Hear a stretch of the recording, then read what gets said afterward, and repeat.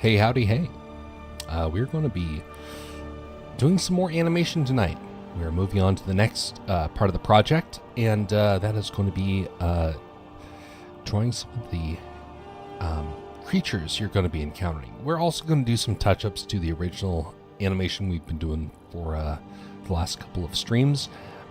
So we will be kind of jumping around a little bit. We'll see how it goes.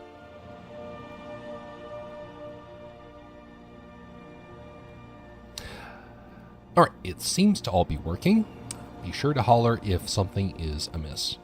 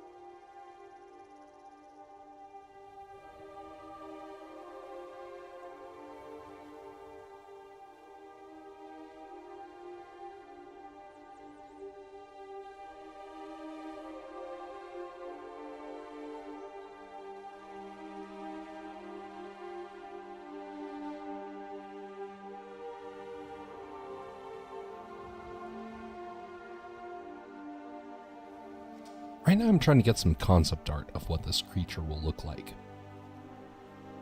And then once I'm satisfied with it, then I will go along the process of actually trying to turn it into some short sprite animations.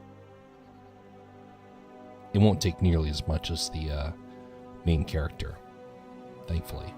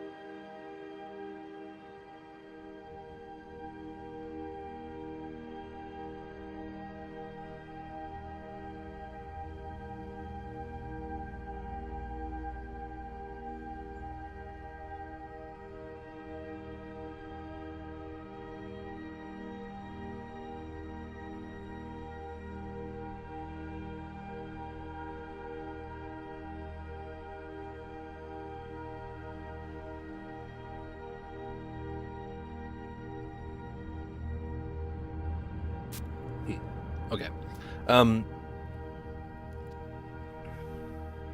So part of the plan for tonight, in terms of trying to figure out these creatures that you're going to be encountering, is that I don't want them to be aliens per se.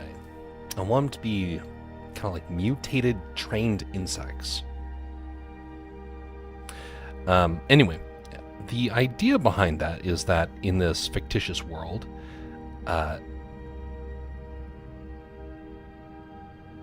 in this fictitious world, people have started to train these things. They started seeing potential with them as they grew larger, and then like, hey, we're going to actually have these kind of like attack dogs. That's the idea. I'm trying to figure out what this is going to look like and how it's going to be concealed, and then can attack the player.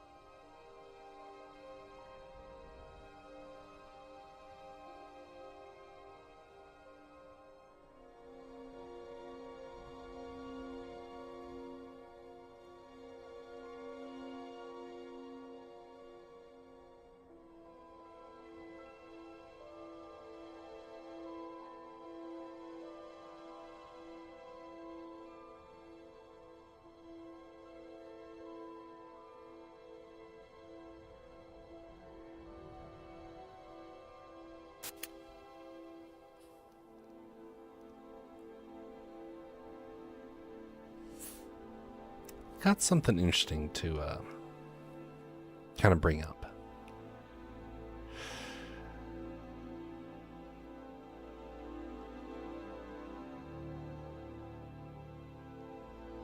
When do you know when you're beat?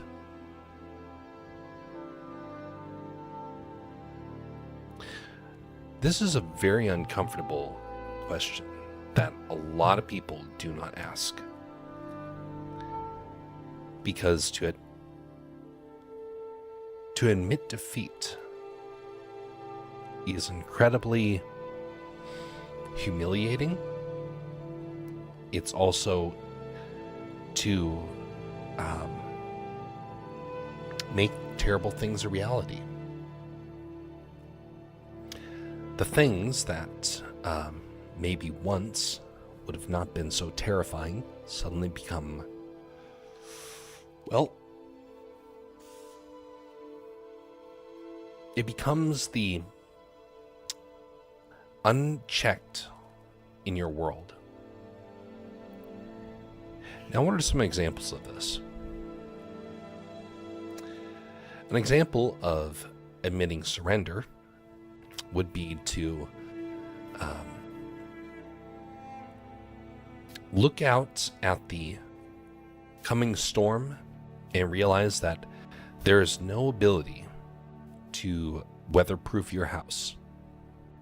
It's going to either stand or it's going to fall to pieces. And as you watch, you start to see a wall fall down. What good is it to go over and stop it? You'll only get crushed in the process.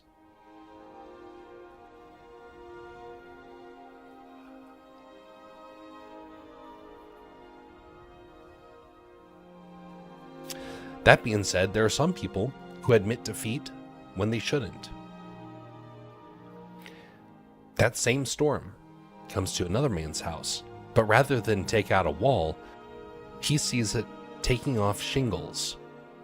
He rushes to go and patch them, and in doing so, starts to realize that the roof was slowly being torn apart, exposing the walls, and thus making it easier for air pressure to come in and knock out the wall. In fixing the small pieces, he prevented a greater disaster.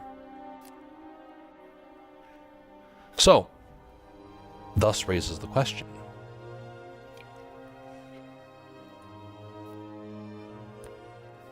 when do you admit defeat? Is it when you start to see the shingles flying off faster? Is it when you see the first one fly off? Do you just sit and hope that it's going to somehow stand in? Or are you going to be the person who's proactively trying to get involved?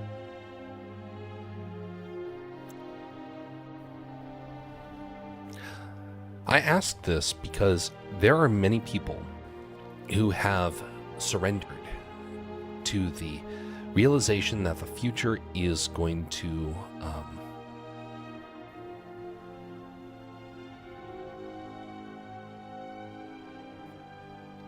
that it's only going to get worse.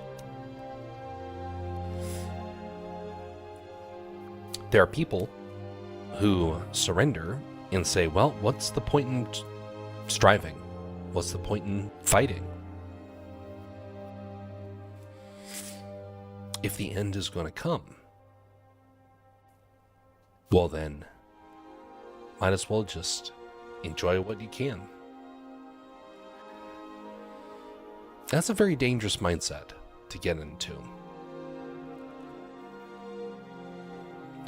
And I wonder if we, in our human nature, are prone to kind of exaggerate fears when we feel overwhelmed.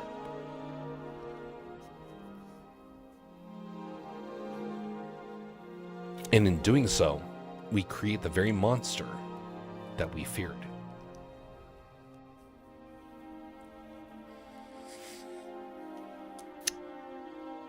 There was a couple of times where I have looked at changes taking place in our culture, transformations taking place in our media, and thought, what is the point? What is the reason to struggle? And I'll tell you the reason why it is important to encourage one another when they start to stumble. Because it's easy for when you start to stumble, for you to look at the shingles flying off and to get discouraged beyond the point of recovery. You become shell-shocked, frozen. Let me put it like this. I was playing a game, Age of Empires. Now, for those of you who are not aware, basically imagine it like glorified chess in real time. Some units counter other units pretty well. There's a lot of micromanaging. One unit being defeated is not terrible, but losing a handful of them can get overwhelming. And then the deluge comes, the flood. And suddenly, you are without a chance of recovery. There is a point where you can feel it, where you can feel that you have found defeat.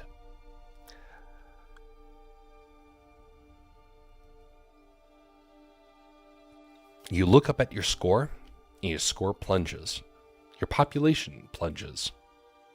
And in doing so, it suddenly sends a wave of discouragement over you. And you don't want to fight anymore. You kind of just want to admit defeat. I've come back from games like that quite a few times. There's other times where I get discouraged and I'm like, well, that's that. But if I'm really striving, if I can get a chance to kind of refocus, I can make a comeback. Similar with the house example, someone can look at the shingles start to fly off and think, well, that's it. And as they sit in that defeated moment, they start to see more shingles fly off. And then something snaps and they rush into action to try and fix it.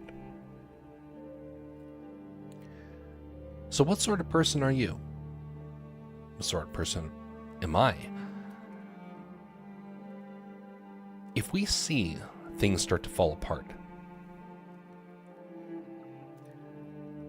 how likely are we to be willing to put ourselves on the line, to strive and find a way to recover? We have to be able to do that. Otherwise, we spread the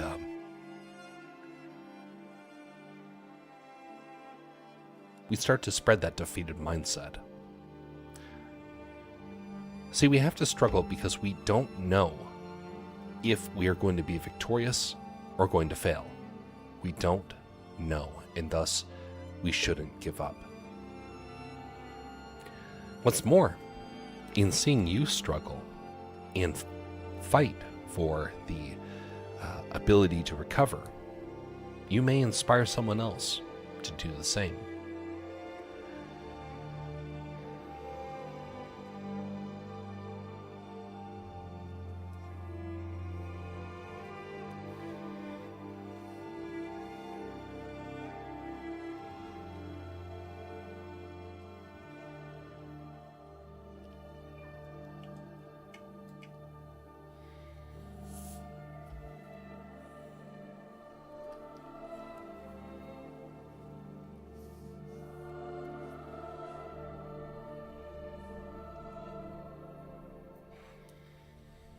I'm not sure how I'm going to do this part.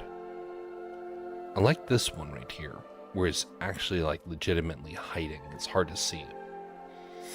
This one's a little obvious, but could be useful for the future. That one would be a variation of this one. And this one could be the one that's roaming.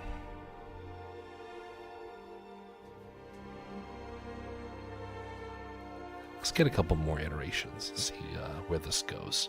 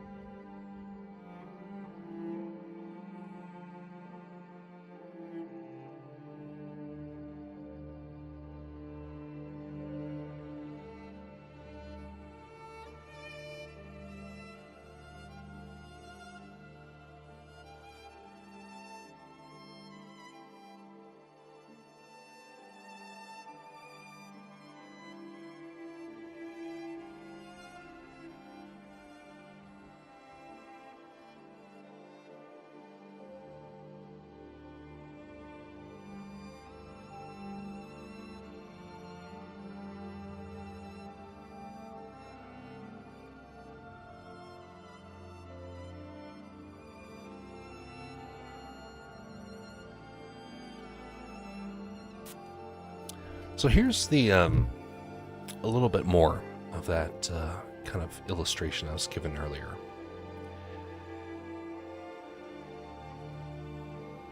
When do you know when to give up? I remember hearing from an old man when he was starting to realize that there was no ability for him to progress, and so he started to give up. He was like, to struggle and to strive is a young man's game. I don't agree with that. I can't. I think we're given the time and the ability to struggle, and it's up to us to decide when we are going to give up. But I don't think that we should.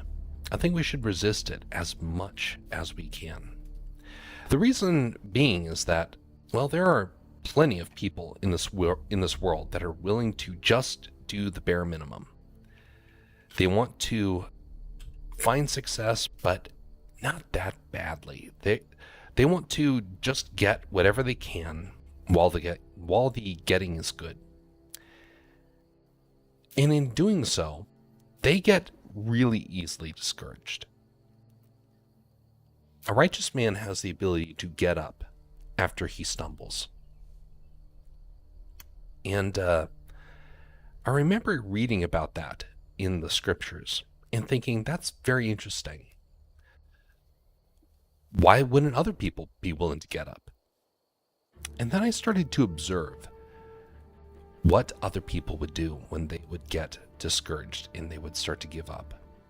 A lot of people started to feel like there was, like they got what they wanted. They got the resources they wanted and they called it quits. But it didn't actually have any real rhyme or reason to it, at least when I was observing it. And part of it, I believe, is because they're doing it for the motivation of gain. And when the gain is gone, the motivation disappears. There's a guy that I got to meet who wanted nothing more than to make animated features. And then, when push came to shove, he was not willing to pursue.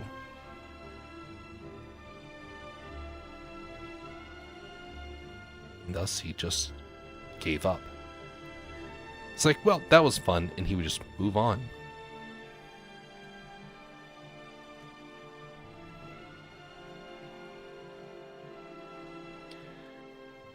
It didn't mean he was out of ideas, but it meant that he was out of the motivation to press on, to keep doing, to keep growing. I hope and pray I never reach that point. But see, that's the difference. I have a drive that really doesn't want to give up. And the reason being is that I think that there's still a lot of good that can be done. Doesn't mean profit? Probably not. Like, the older I get, the more I'm starting to realize that I'm probably never going to find good profit. And you know what? That is actually good.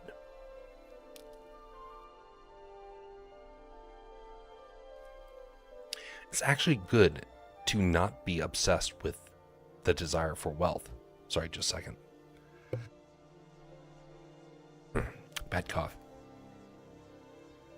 Because wealth, while it sounds nice and makes you think, oh, all these great possibilities are out there if you do that, problem is that, well, eventually you are going to have to pay the price for that. And it could be a spiritual price that you pay. It could be a physical one. But you still pay a price of some kind if you become obsessed with wealth. So when I look at my own career in creativity, I'm not money driven because I'm actually impact driven. Is money fine? Yeah, it's fine, but honestly, it doesn't make me excited. I'm like, great, this is money. I look at money as, oh, great, it's not, it's basically proof that I worked, but it's not being used for something. It angers me to see that. And I wish I could do more with it, but I don't have that ability. Not yet. Although that may change very quickly. I have no idea. It's an interesting beetle sort of design. Not really very clear, and there's not much you can really do with that sort of shape. But it could be like a charging creature.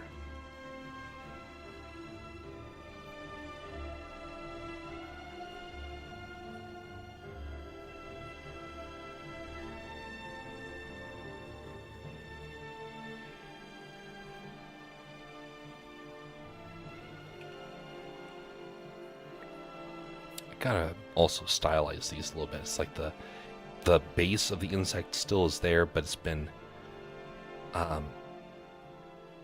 genetically bred to be different. Maybe that will help it to stand out.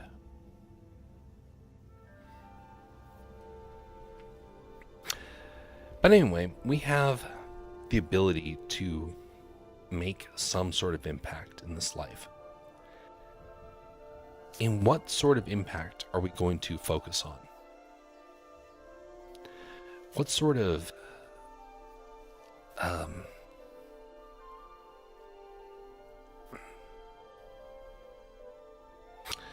What sort of end goal are we striving for? Is it to be famous and wealthy? Well, there's many ways to become wealthy, and they usually involve selling out to your soul. I've met people who have done that. They are unhappy, they're miserable, and they've made a terrible, terrible mistake.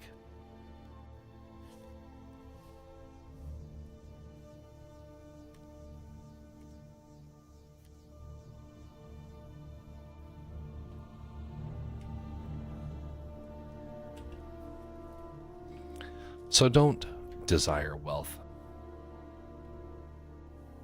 Desire to do what's right. To do what you were placed on this earth to do.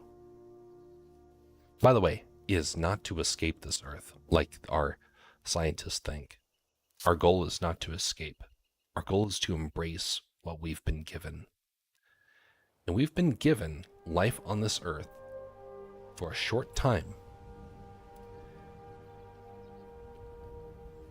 Then God will take us away.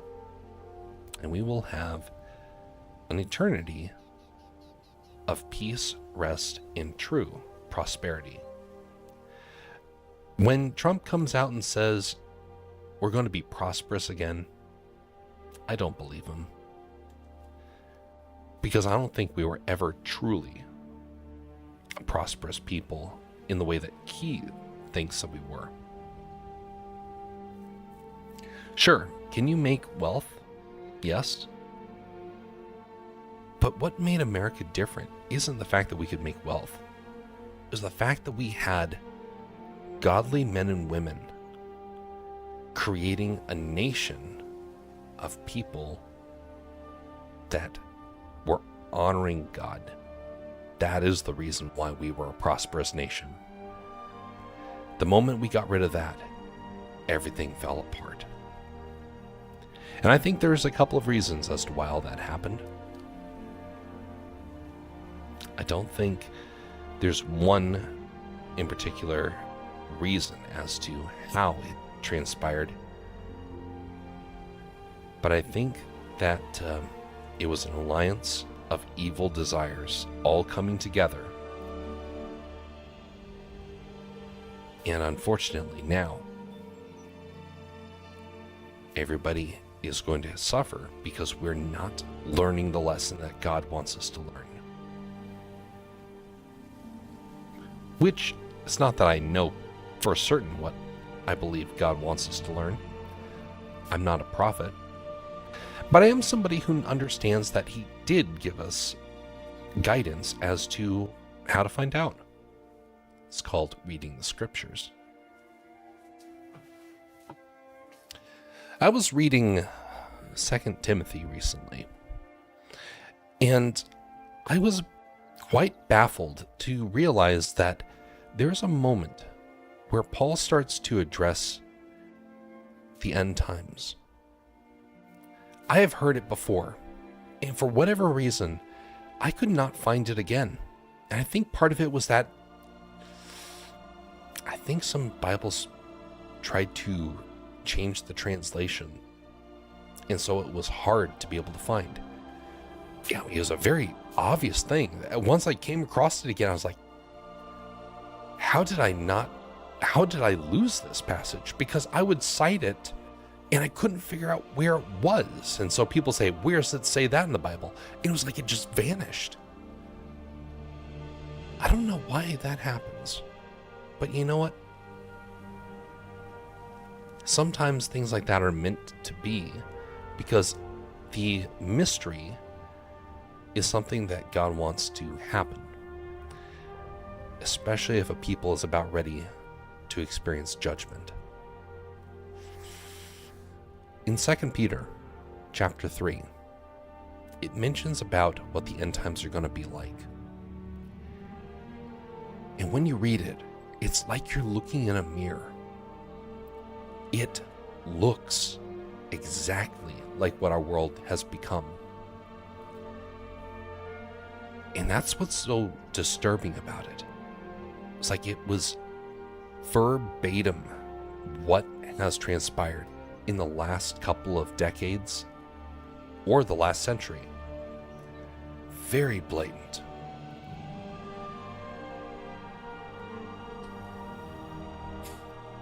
I've had to keep pondering about this over the last couple of days because it's troubling. It's troubling because, well, it was a warning sign given to the early church. And we in the modern day have ignored that warning. We don't want to hear God warn us that we are not on the right path. That's deeply troubling to people. And so rather than understand and learn, people instead turn around and say, well, he didn't actually mean that. And you know what? I've actually heard some people say that.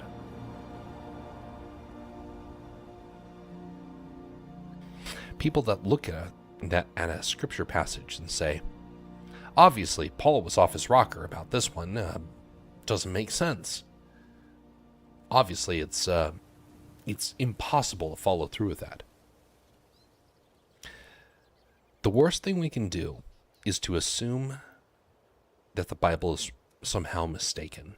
That is the absolute worst thing we can ever do. Well, not the absolute worst thing, but pretty darn high up there.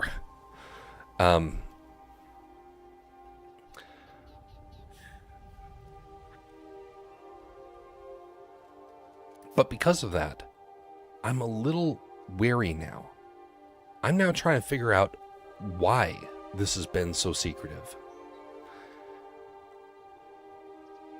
And I think part of it is that, well, when you read it, it addresses something very tough. That's very tough for the modern church to deal with. Oh, great. We have a bot that tried to come by. Get out of here, bot.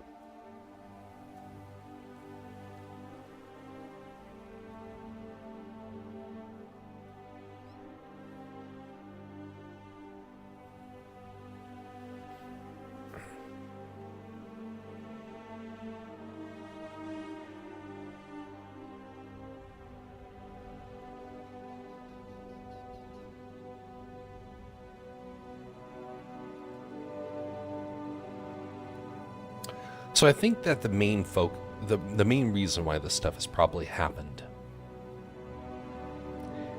is because there is a desire to not upset people. But I don't know about you. But if I'm doing something wrong, I want people to say, hey, you're going the wrong way. Might want to go back the other way. It does not take much to course correct me, really. If it is a meaningful, caring argument, I can understand that. I course correct pretty easily. But there's some people, the moment you start to tell them that they need to course correct, they dig in their heels. They're like, absolutely not. And they start to go on the attack. And they start to say all sorts of terrible things. As a result, it makes people makes it very tough to go out and try and fix a problem once it gets to that point. And I think a lot of church leaders feel like it's gotten to that point. I'm not saying that it has, because I actually think it has not. But a lot of church people seem to think we've crossed that line. And I notice that they do not want to cover some of the most important parts of Scripture because of how it makes people feel. Isn't it interesting that now they are so focused on trying to change They go out and they try and change the words. They started it out pretty simple. They started out trying to change the words in hymns. Then it became changing translations. You can update translations. There's nothing wrong with that. But when you start to change the words from the root meaning, that crosses a line. And when that happens, then they start to address things that would have been cited by Christians from the ancient times all the way up to the modern times. Prayers that have been changed. Catechism statements. It all has been trying to dilute what the truth is. Not was, is. And I've become a big advocate for trying to go back to the root meaning. And it's because of this madness.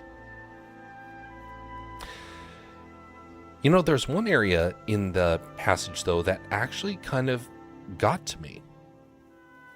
And it's something where I myself am starting to reevaluate what I do. And I don't really know what to make of it yet. I'm still debating.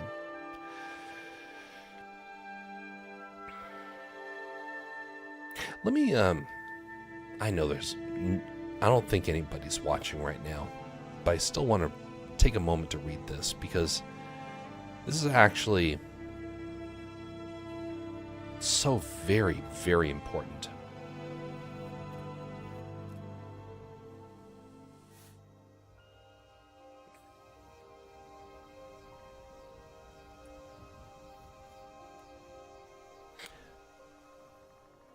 Second Timothy 3.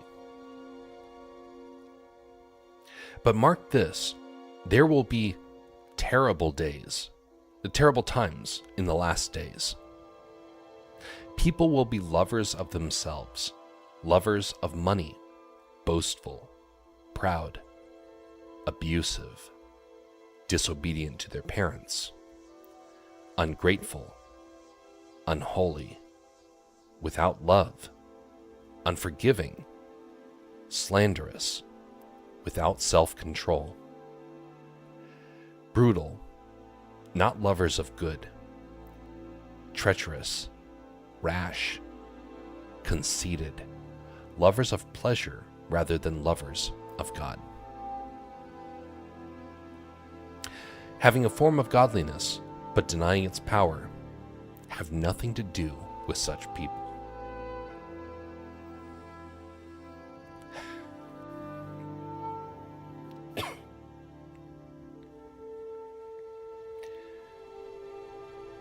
Doesn't that sound like the modern day to a T? Lovers of themselves. Has social media not proven that we love ourselves more than anything else? Lovers of money. I have heard so many people talk about wealth and prosperity. It's all about money. It's all about the easy life.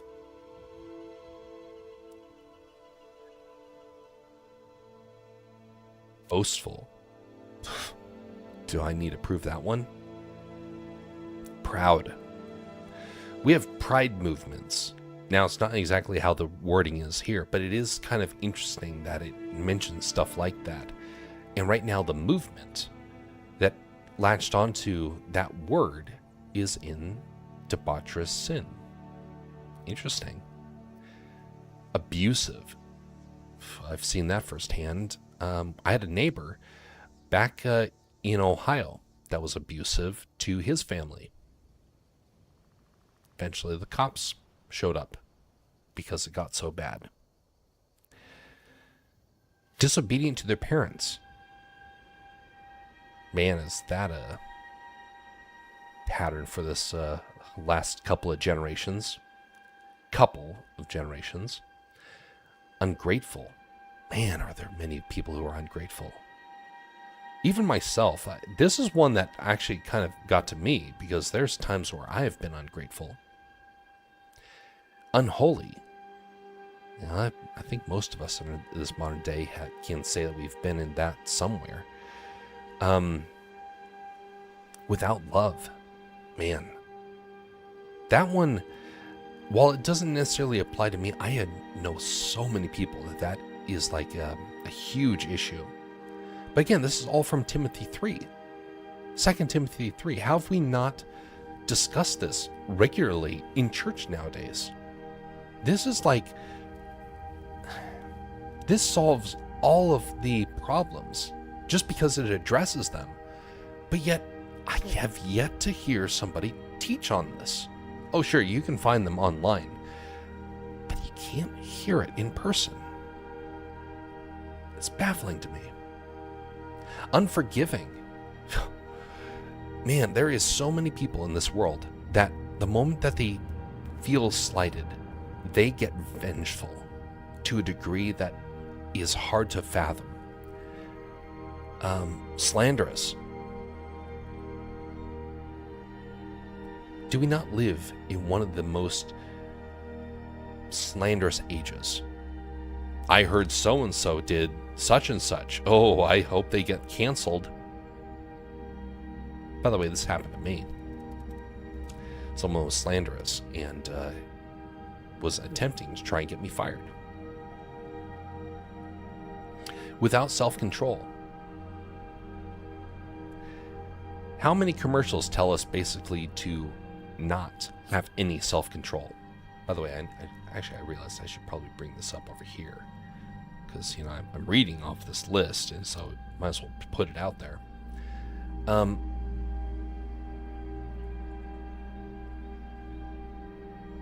Slanderous without self-control. People treat like self-control like it is a habit. Oh, you know, if you don't do it, it's not a problem. Self-control doesn't really matter. It does. Oh, it does. I've seen this come back and bite people when they don't have self-control. Brutal. Man, there are some people out there, they don't just get angry, they get vicious. They treat people terribly. Brutal? Man, that describes so many people. Not lovers of good. Now that may sound like a bit of a mouthful, but imagine it like this. Where do you find your enjoyment? Is it in good things, or is it in dark things? In evil? If we're not lovers of good, well, we start to become lovers of self, of pleasure, of evil, just like everything else on this list. You can avoid some of these things, but if you're not a lover of good, what good is your effort if love is abandoned? Treacherous. Man, I think this one's becoming a bigger issue in recent times. Rash. I met somebody who admitted that being rash is one of his biggest struggles. Conceited. Another big thing of this culture. Lovers of pleasure rather than lovers of God. We have an entire entertainment industry built on this. We also could say lovers of pleasure could be lovers of not just sexual pleasure, but lovers of all forms of pleasure. That means even things like, dare I say, endless vacations and amusement parks. I know that sounds terrible, but I worked at an amusement park. I think that kind of counts. It's a waste of life. It's not doing good. It's indulging in self rather than a lover of God. Having a form of godliness but denying its power. I had someone I met, old man, who claimed to be a good man, but he denied the power of Christ. So he had a form of godliness, but it wasn't quite there. And many people, many boomers, this is their problem. This is less so a problem these days, but it's starting to rise again, I think. Have nothing to do with such people. That's the part that I think hurts the most. If you were to avoid such people nowadays, you would have no friends. And that's the part that is eating at me.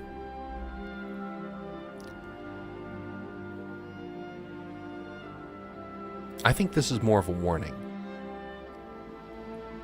from compared to other parts of Scripture. I think this is just a warning.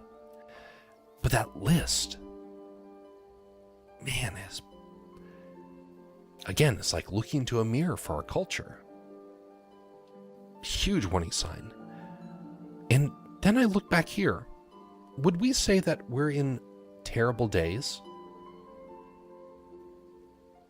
Right here it says, there will be terrible times in the last days when these things happen. I think I actually believe that. I do believe it. But the question is this the worst that humanity is going to get? Or is it going to get worse? That, I think, is up to whether or not we're going to turn to God or turn to ourselves. This other part is not addressed either. And I think it's dangerous that we don't address it. I won't dwell on this as much as the previous one because this could get heated quickly. And besides, I need to go back to the artwork here. But I do want to bring up this point here.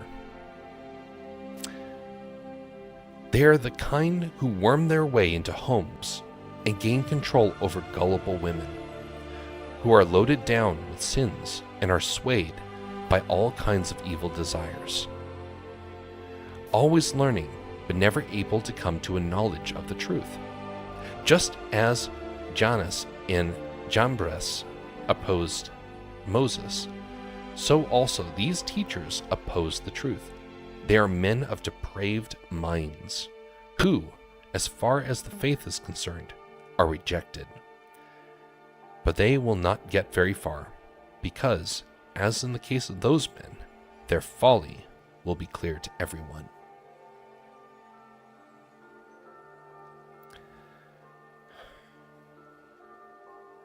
I asked this question. What does that sound like? What does that sound like?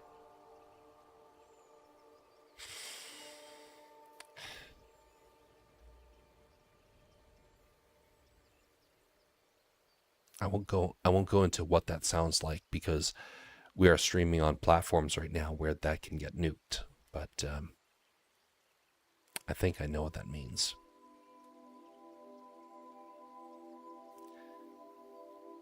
And I think it's an entire movement that most of our culture believes in. Anyway, it's important to find passages like that, ones that people have avoided, and raise them up and say, hey, why are we not talking about this? Not to try and tear people down, but instead to try and understand. For what good are we if we go through life avoiding the tough subjects? What good are we if we go through life and say, you know what? Most of the scriptures don't apply to me or to my culture. I'm just going to have fun, live life, and whatnot. I think that stuff really does come back and destroy us when it's all said and done. And so I would rather want to learn and improve well before we get to that point.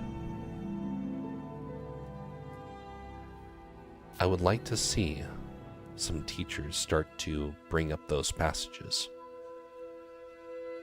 because I think our culture needs it. I think we need to hear it.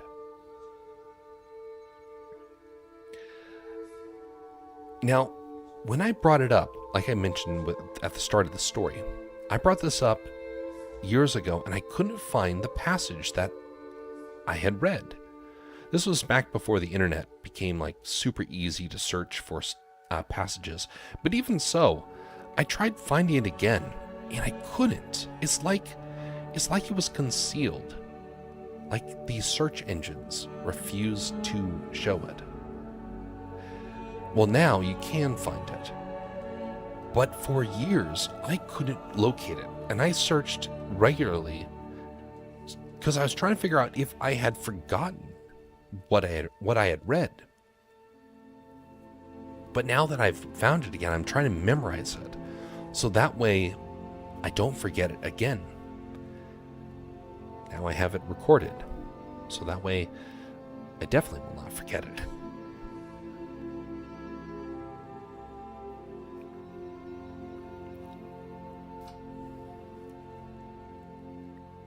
But we should always be trying to grow and make sure that we continue to try and find out ways to improve.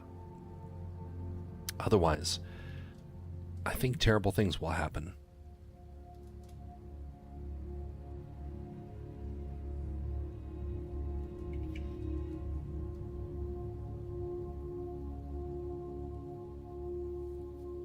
Okay, I kind of like that bug. It's like semi-cute in a way.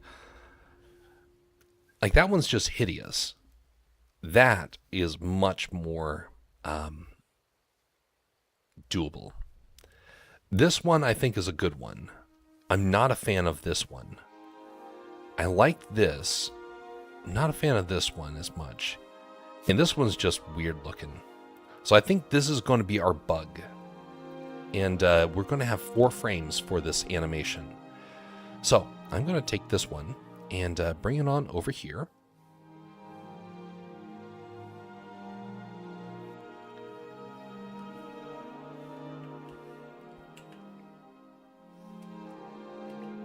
And then we're going to duplicate this 1, 2, 3, 4, and we're going to add a tag.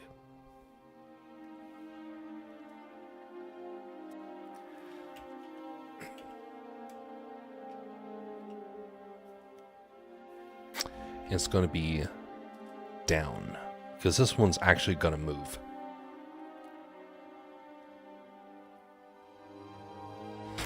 By the way, folks, if you find anything of merit around this, whether it's the philosophical discussion I had at the start or the spiritual discussion that we just kind of concluded there, or the artwork, consider giving it a thumbs up.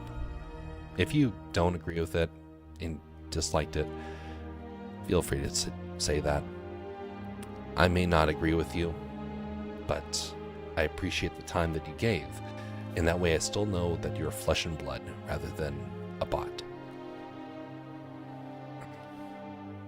Because curse the AI.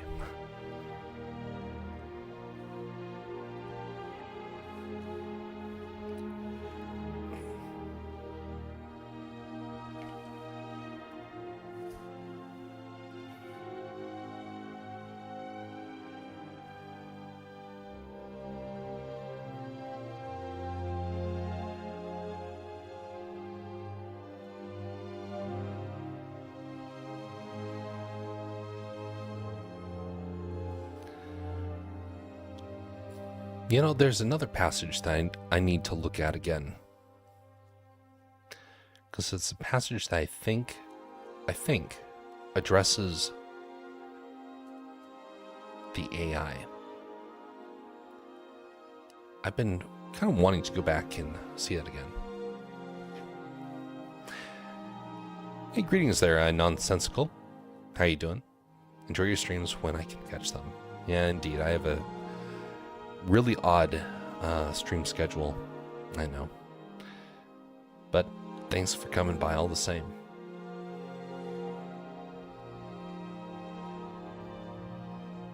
But anyway, I think I maybe have found something about why the AI troubles me so much. I'm gonna have to look into that and see if I can,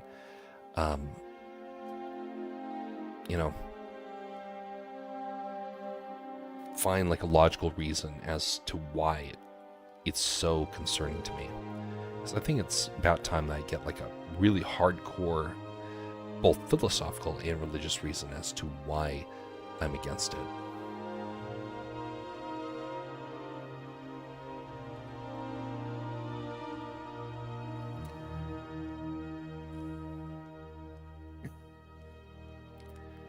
It's going to be simple movements for this critter. Just 4 frames, like I said.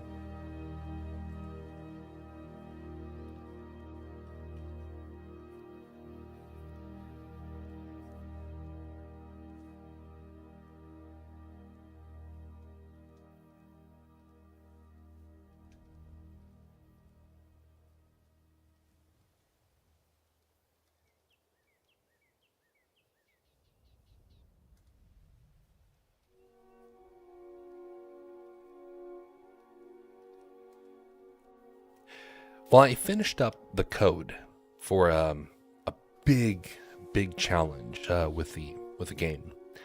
I needed a way to move the player between levels, and I didn't have a very good idea of how to actually do it, and so I made like a temporary solution, and I finally found like the breaking point of why it didn't work anymore. And I couldn't figure out how to actually get it to work again. It's like, it was there, it was operational, and then I realized the limitations that I went back and had to rebuild it from scratch. It took so long to get it working again. And it used something I call teleport, a teleport feature, where it moves the character in the map and rebuilds everything. Man, when you're trying to build stuff from scratch, it becomes a big headache. And so, but you know what? It's better to struggle and learn along the way. And definitely did a lot of learning. Wasn't easy learning, but still did learning. And now it operates almost exactly as I wanted it to in the beginning. Hopefully it maintains that moving forward. I need to get some more water. Be right back.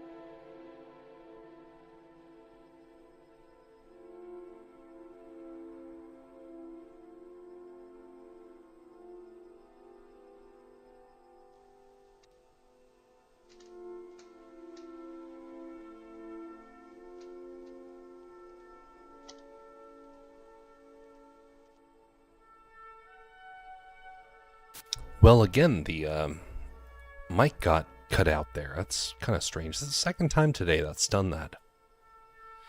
I may have to update the drivers.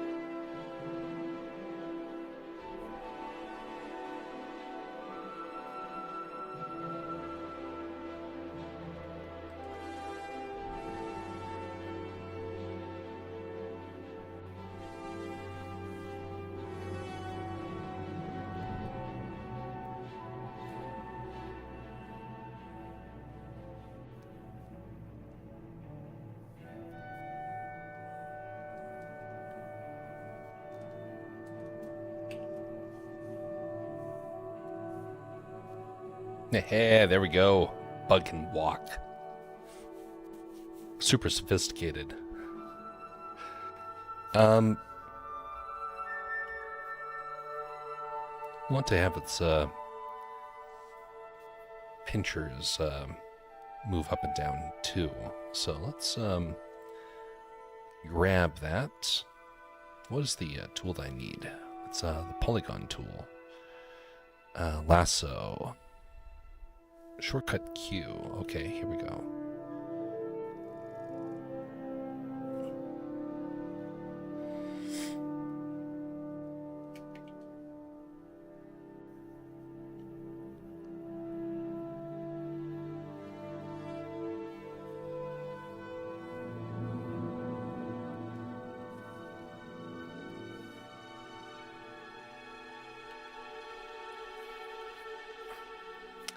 What are your thoughts on AI? Nice bug, by the way.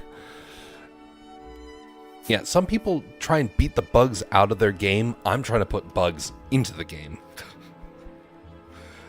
Oh, come on. I should have had the drums cued to, solve that. Yeah. To make that actually, humorous. Okay, so pretend like you didn't hear that. Some people try and take bugs out of their game. I am trying to put bugs into my game.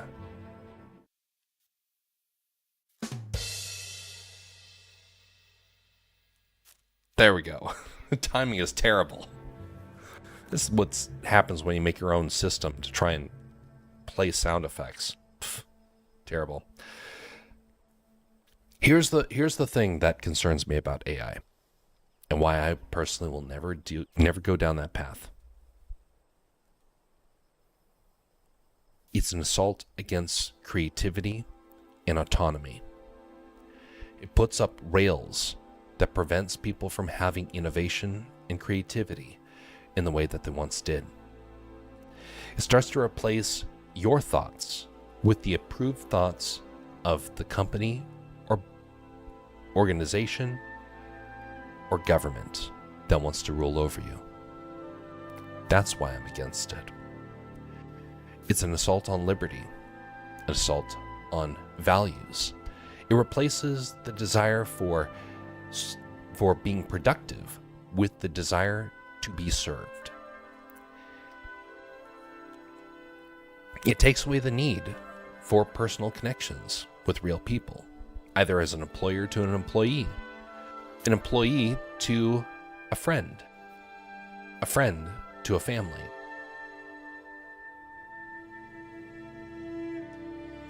I think it is one of the worst creations, if not the worst creation, mankind has ever made. It is a false deity that makes people think that somehow, some way, they can create a god.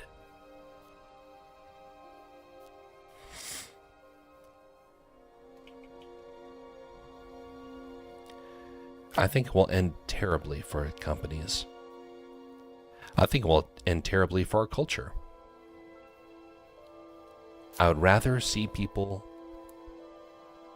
be productive and creative by themselves, even if it means they have to lose out on success, because it's a moral problem. Now, I know a whole lot of people that do not view that. They do not see any problem. In fact, they think I'm crazy by trying to stand against the AI. There's a couple of people I joke with about it, but it doesn't change the fact that I do believe in that wholeheartedly.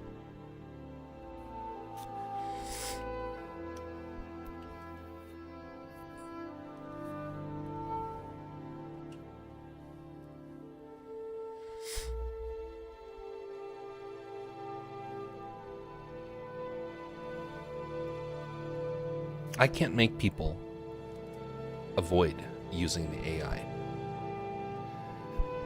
What I can do is I can try my best to make sure that I maintain a level of honor in an age that wants to just replace us. By the way, there was someone who reached out to me recently who wanted me to try and figure out how to set up an AI so they could try and replace people. I was not a fan of that, and I did go through with it. But that's where we are in our culture. So what sort of men and women will we be? Will we resist? Will we cave? I have chosen to resist.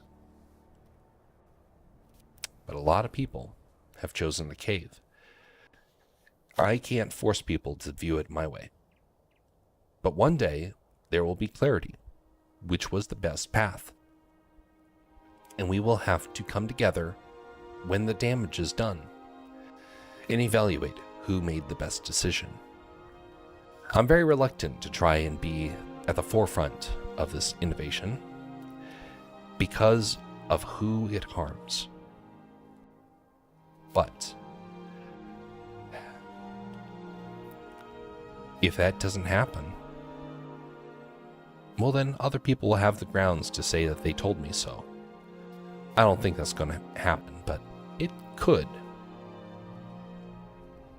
It very well could.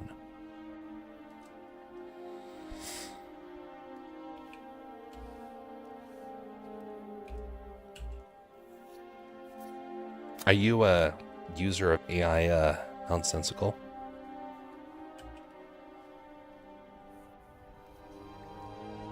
And if so, in what ways do you prefer to use it? Or are you like myself and cautious about what is happening?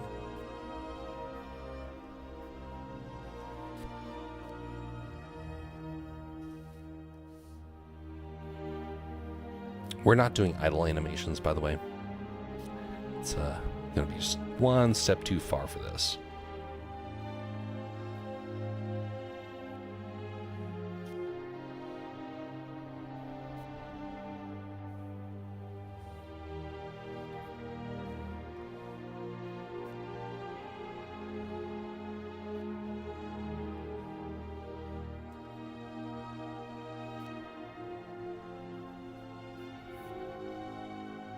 My concern with AI is that while I can see the erroneous information it shares or false images it creates, those younger than me will buy into it hook, line, and sinker. You're right. Many of them have. And it will be up to those of us who resist to help ease them back away from it. The most sad thing I saw growing up was when I was living in Japan. It was early 2000s, late 90s, early 2000s.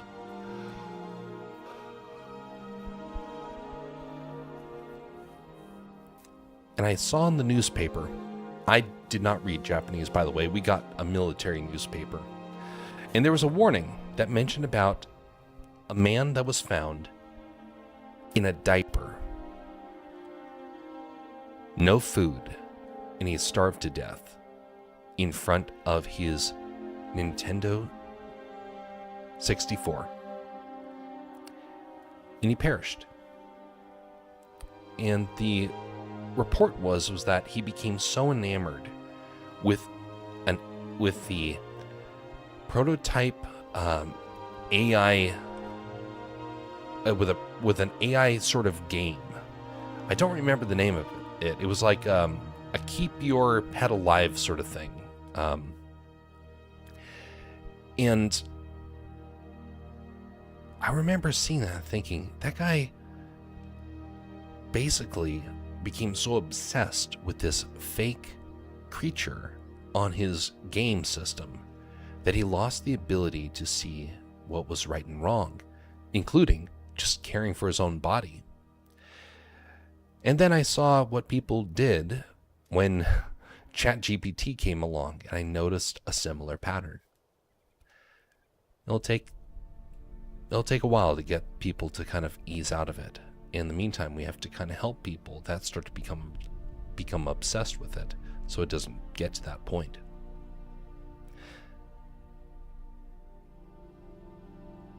I've asked it questions and created silly images. I see it as an error-filled tool. I think standards need to be set. I think it's going to be a self-eating machine. It's probably going to not be very profitable in the long run. That's my theory. Whether or not it actually happens, up for debate. But we must be ready to still hold the line, even when the rest of the culture starts to mock for it.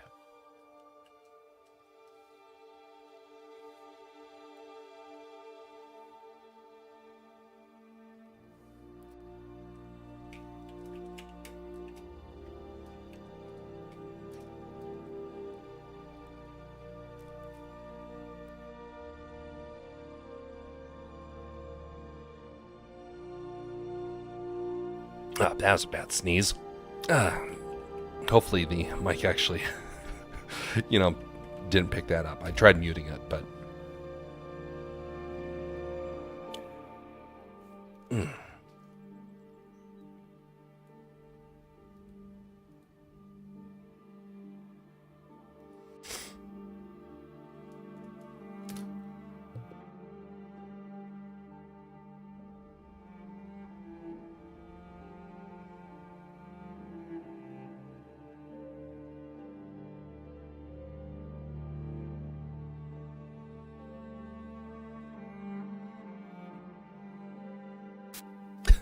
Bless you, much appreciated.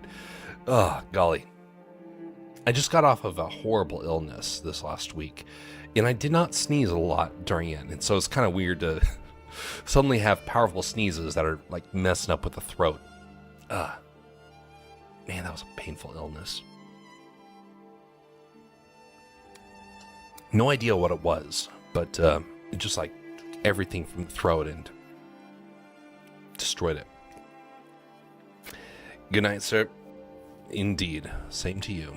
People with addictive personality will be harmed by AI. That is most people, sadly, unfortunately. Have a good evening, nonsensical. Rest well. See you next time, whenever that is.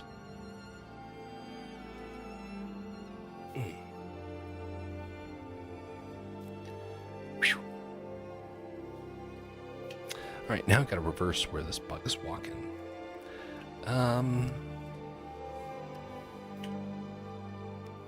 Lower the opacity, come up here, and start off by just sketching it out. Grab this one right here. I feel better warm tea. You're probably right. I probably shouldn't be having ice water. Probably do need to get myself some tea.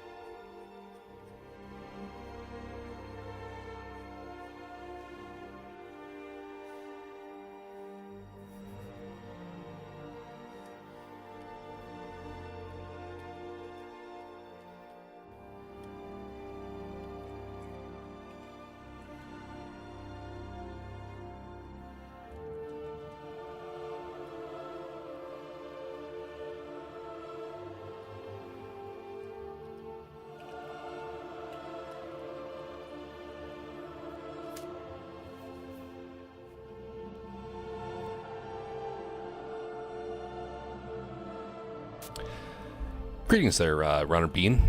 Skyrim music, yay! Indeed. How you doing, Runner?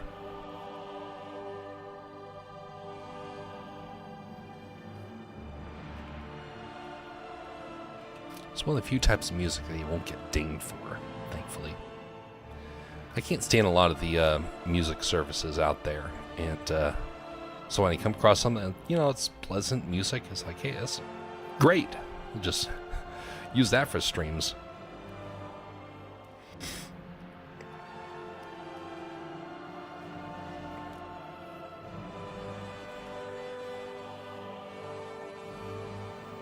Again, now I need to get this color palette operational, so I better hide that. Grab the colors and put them over here.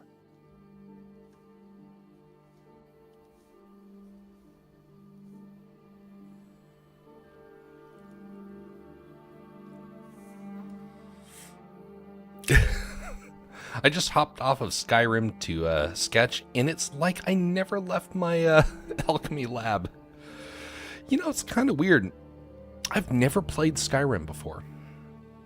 People were playing it left and right when I was in college, but I did not have the system to be able to do it, and I have never really had the flexibility of time to go and give it a try, but it is amazing what a big part of my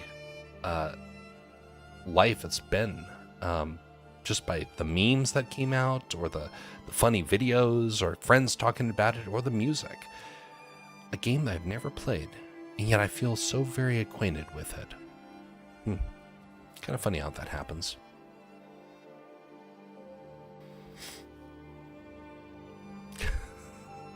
No judgment, he'll find you when you need it. It sounds so devious when you say it that way.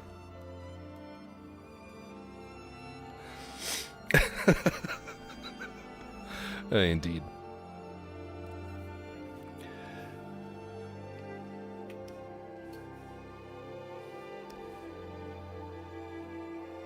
Neat art, much appreciated. This is not something I'm very skilled with. This type of artwork is still very new to me. I did this character the other day, and it took me about 4 sessions to get him operational, to have him walking, because in part I had to do it in multiple different directions, and it took way more time than I was expecting. Thankfully, this one is not nearly as take me as long. I've done this so far in just one stream. I'm not skilled. Could have fooled me, good sir. Well, not skilled in terms of pixel art. I do animation. I do 2D animation every now and again. 3D art pieces as well, some comic stuff. But I've never actually sat down to do a product from start to finish and use pixel art as part of it. And it has taken me way longer to figure out than I would have thought. I thought it was like, oh, it's just low quality artwork. That doesn't take a whole lot of effort. Surprise! It would have been easier to animate some manga, some anime sequences than it would have been to do this project. Anyway, the game's almost done, and right now I'm in the process of getting some creatures to combat. It's arguably harder than what I'm doing, which is digital sketching. Digital sketching. I like that. Do you have a portfolio that you'd like to share?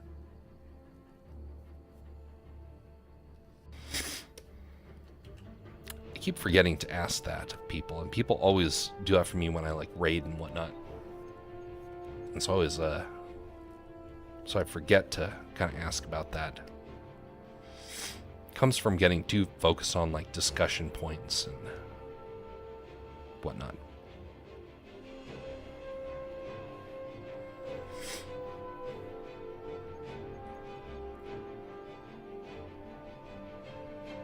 I'm not going to be going for too terribly much longer. My nose is like starting to flare up from the sneeze that I did earlier.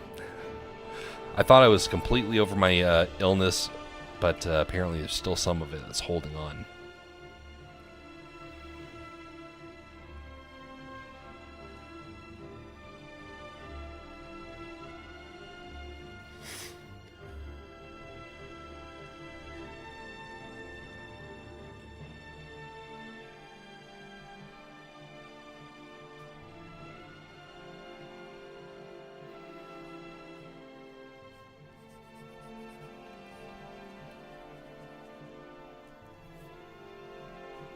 Ooh, Art Station. Sure, a lot of people that use Art Station. I have not used it.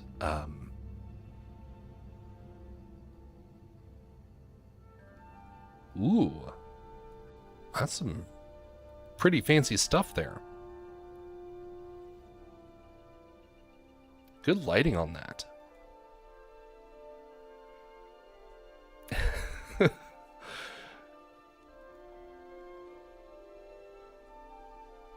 Ooh, that's pretty dramatic.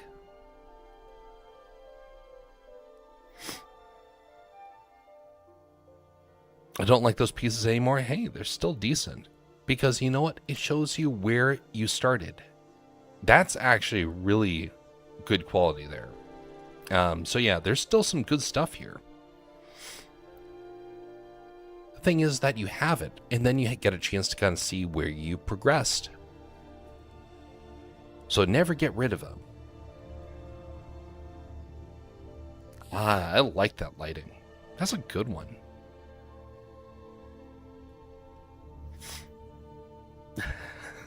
Hey, that's some clever posing. Good one. Ah, fun. I like the design of having the plants as like part of the attire there. Good lighting. Ah, and a classic. Davy Jones. Do you fear death? Not necessarily, but I do fear you, because you are a freaky creature. Ugh. That's also good. Very nice. Well done.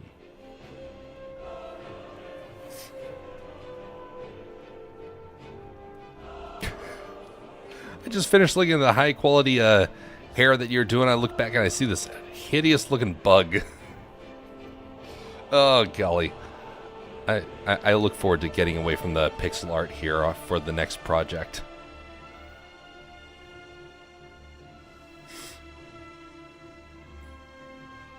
Some people are really good at this sort of stuff. I very much struggle at it.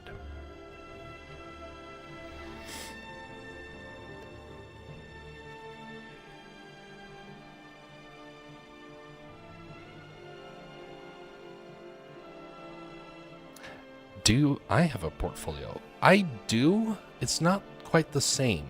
I'm in the process of making, well, I have a portfolio that is in terms of Instagram, and then I'm trying to get one on my own website. It's like very rudimentary. But I do have this instead. So let me pull this up. Oh, come on. Why did it log me out?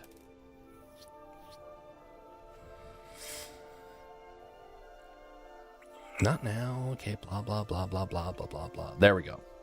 Okay. I'm going to put this into the chat, and then I'm going to bring it up because there's a couple of things I'm going to be mentioning here.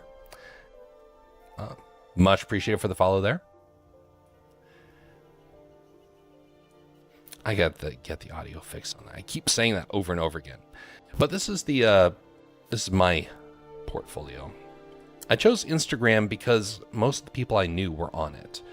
And it gave me a chance to really lean into sharing things to an audience that, wasn't just artists or whatnot. And it's been an interesting process. I know that not a whole lot of people really interact with Instagram like they used to, and you are competing with so many people.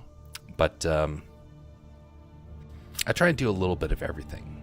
Pencil sketches, watercolors, that's a new one. Print, I'm trying to get into like making actual print products. This is the story that I wrote. Some artwork for commission, 3D art. Yeah, I do a little bit of everything. And the other thing is coding. Been trying to really lean into that because so much is reliant upon how you present stuff. And I realized no platform was doing what I wanted. So I started making Castercraft. It's still in the works.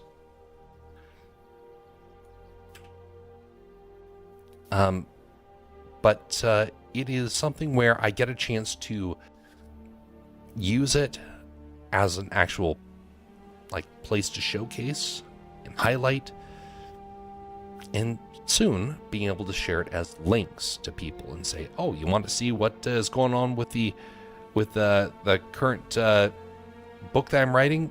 Well, then you can just share the link and then people can go over and be able to read it right then and there. By the way, this is all very buggy, and so I'm trying to go back and course correct, but it will be a little while because like this, it's taking forever to load the images. I gotta fix that. Anyway, have a multi-talented bean. My only follow-up, when are you making your own game? So, this is, let's see here. Gotta start up the engine here.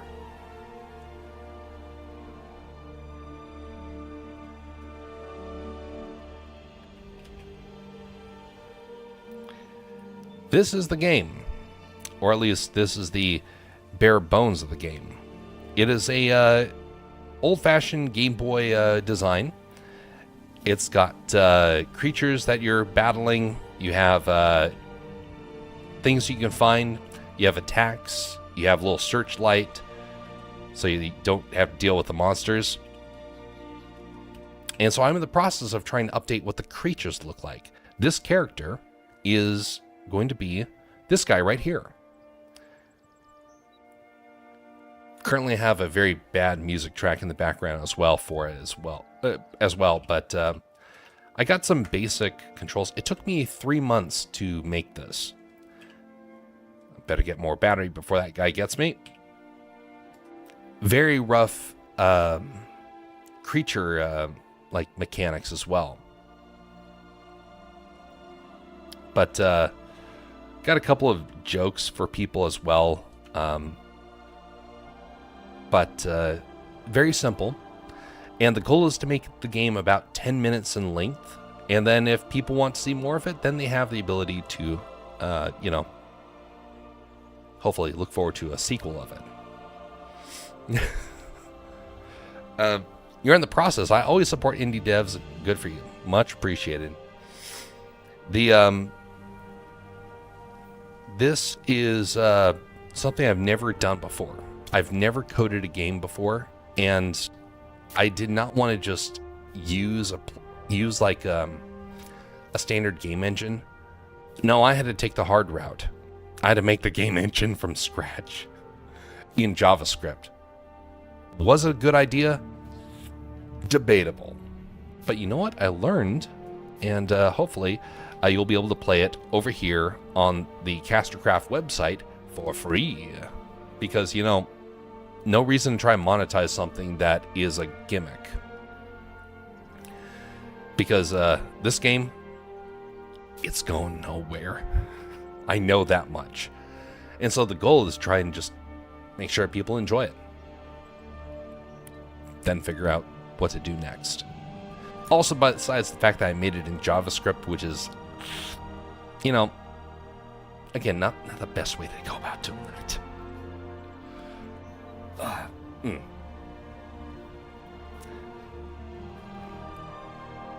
The better things to look forward to are the books. books are going to be more interesting. There's a story that I've been writing for the last couple of months, and it was based upon actually a request from fans. And the book is now a novel, and like a full-length novel at this point. And I really like the story, and I hope it will be something that people will get the enjoyment out of it that they got from the original narrative that it was based on. So we will wait and see if that is indeed what happens.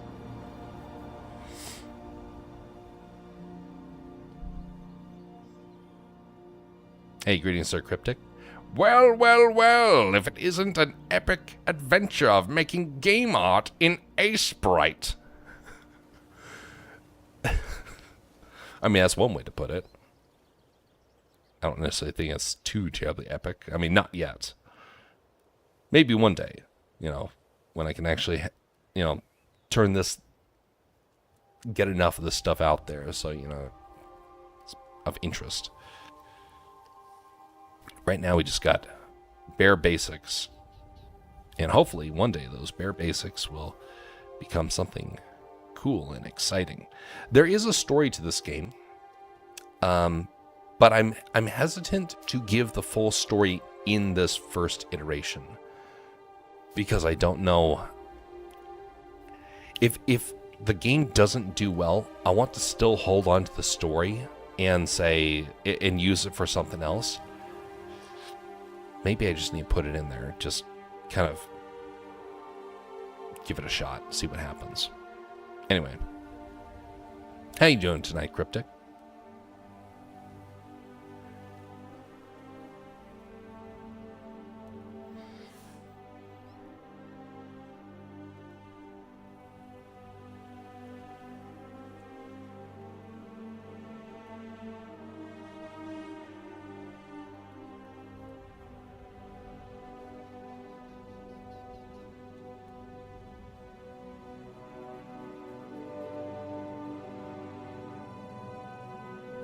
I feel like I need to have the artwork of this guy pulled up and put over to the side.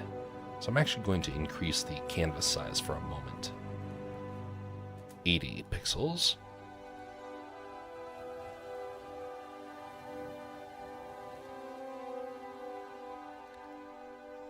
And move him on over, because that way, come on, I want to move him. Let me, oh, I see.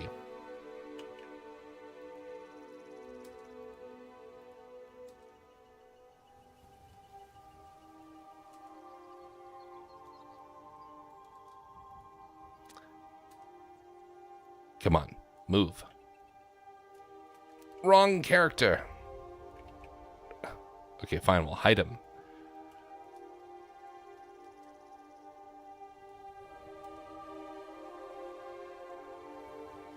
Auto select layer. Oh, it's locked.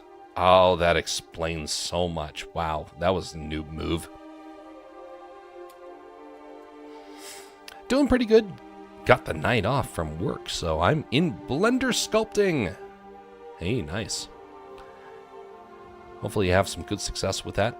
I am not very good when it comes to sculpting in Blender. But that being said, I've slowly been getting the hang of it. Slowly. Oh, yeah, just realized I flipped this around. Okay, this guy needs to be over here, and the other guy needs to be over here. There we go. And then this gets moved right here. Wonderful. There, now I can see it because my hand covers it up, which is the challenge. So I'm not very good when it comes to sculpting in Blender. But I know some people that are really, really good, and made me really want to get back into it to try and pull that off. And unfortunately, I'm just not very good when it comes to that sort of stuff. But slowly but surely, I've been improving. So may you find good success with that.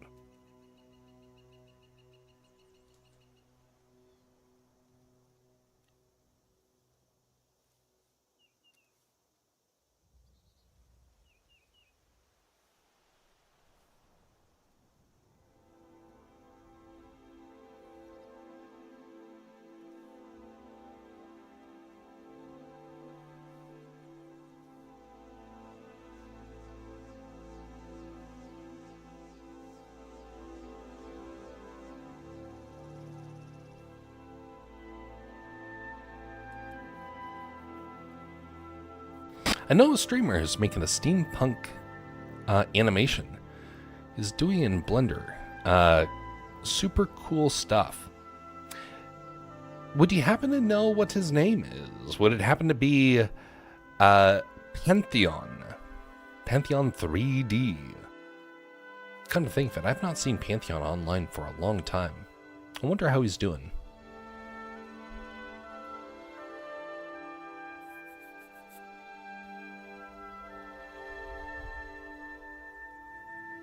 Indeed it is. He's a good fellow. We used to do raids to him constantly. He's changed his online now to Ape something. Wait a minute, I thought he was Ape who went to Pantheon. Now he's gone back to Ape Man. Honestly, not bad. Actually, I kind of liked Ape Man as his username. Is he still streaming these days, or did he get a new channel up and running? Because I've not seen him online for a long time. About 6 months at this point.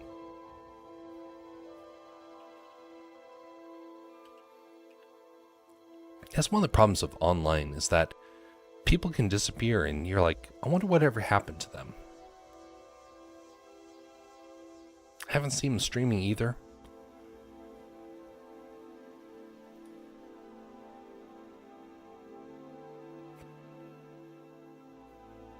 Let me check something. Now I'm curious.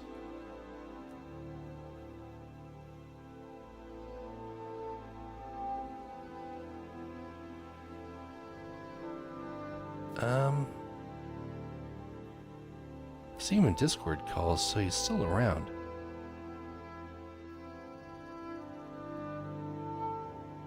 He is.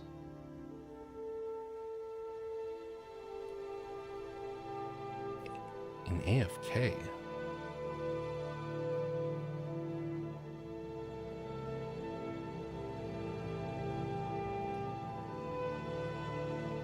I think I need to reach out to him, see how he's doing. That's thanks for stopping by, because you know, then I was prompted me like I probably need to reach out and see how he's doing. So often it feels like we only are online for our own stuff, and sometimes we forget to reach out to people and see how they're doing.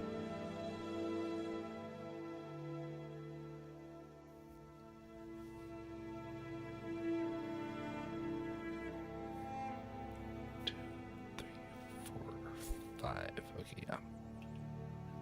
Move up to there.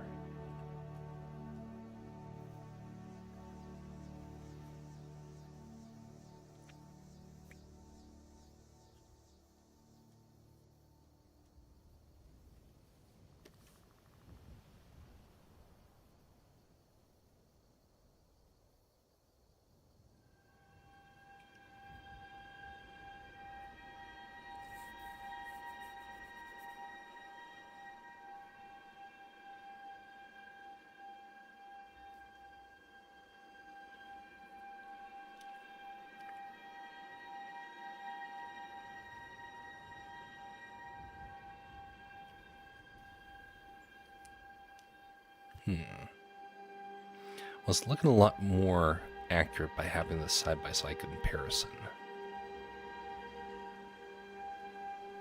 I need to shorten how high those pinchers go, though. Lower it back down. We're not going to be going on for much longer. I think I'll just wrap up once I get this sketch done. So I got a couple of things I still need to do before the night is out. And besides the fact that my time is... I'm normally the late night streamer, but I've been trying to veer away from that over the last couple of months. Unfortunately, that usually means I just don't stream as much. But I do need to focus on trying to get to earlier hours.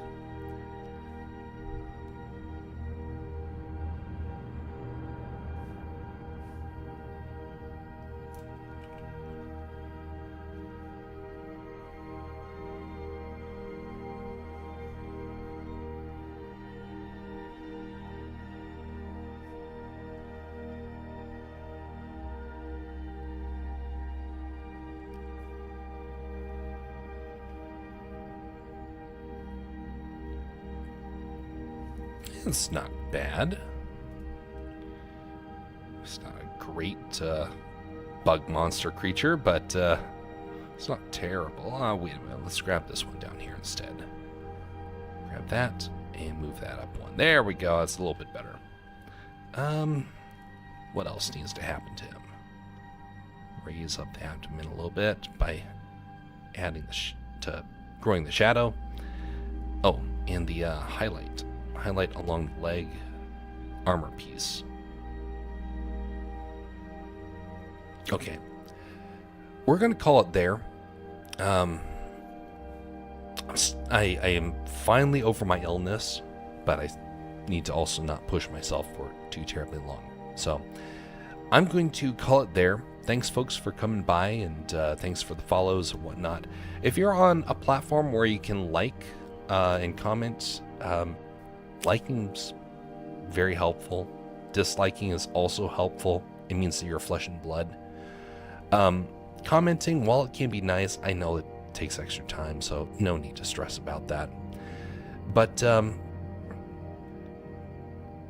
we might be back tomorrow. If not, we'll be back on Monday or something like that. Until then, folks, have a very pleasant evening or morning, everybody. Just a reminder, be civil to one another. And we will see you next time, whenever that is. Let us see if there's somebody online that we can currently go and raid. Which, thankfully, there's been quite a few people as of late streaming, so it should be relatively easy to find. I try and stick with people that I've raided before, typically.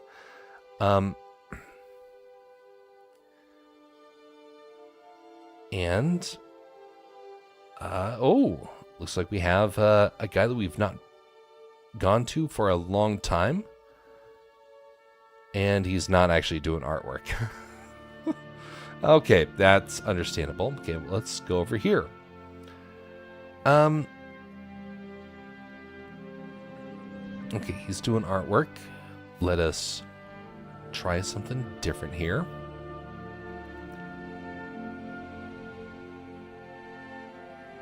Oh, wow, there's not a lot of people streaming artwork right now. I mean, there's a lot, but not a whole lot of big-time ones. That's kind of interesting to see. Not like we are going to the big ones anyway, but normally I just skip the first row because they're usually like big-time streamers. There's a lot of small ones out there. So we'll be showing some support to somebody new this time. Let's make sure that it's appropriate artwork here. And,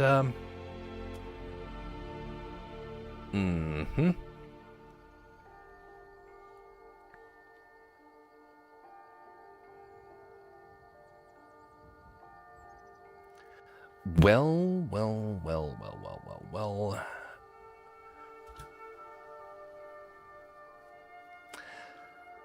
Ah, golly. Who do we go to? There's so many ones I'm like, don't want to risk it.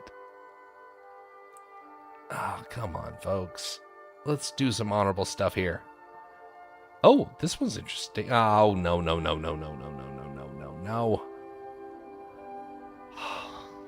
Ah, that's frustrating. Okay, well, we're running out of options here. We might go with just the first one that I went to.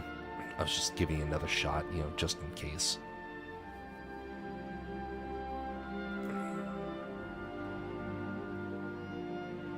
Why is Twitch glitching like this? Kind of odd. All right, we have someone to raid.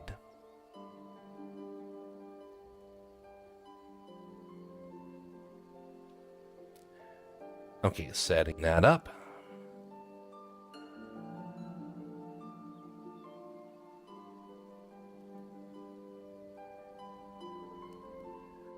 It's kind of dead out there.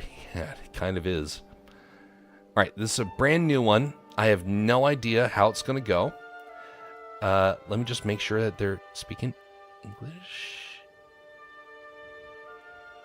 Indeed. Okay. We're just going to risk it. We are going over to Gisuli? Gisuli. Interesting. All right. Going to be starting the raid. Have a very pleasant evening, morning, everybody. Like I said, be civil to one another. Until next time, folks, have a very pleasant evening. Starting the raid. And to the rest of you, we'll just do a normal closure of the stream.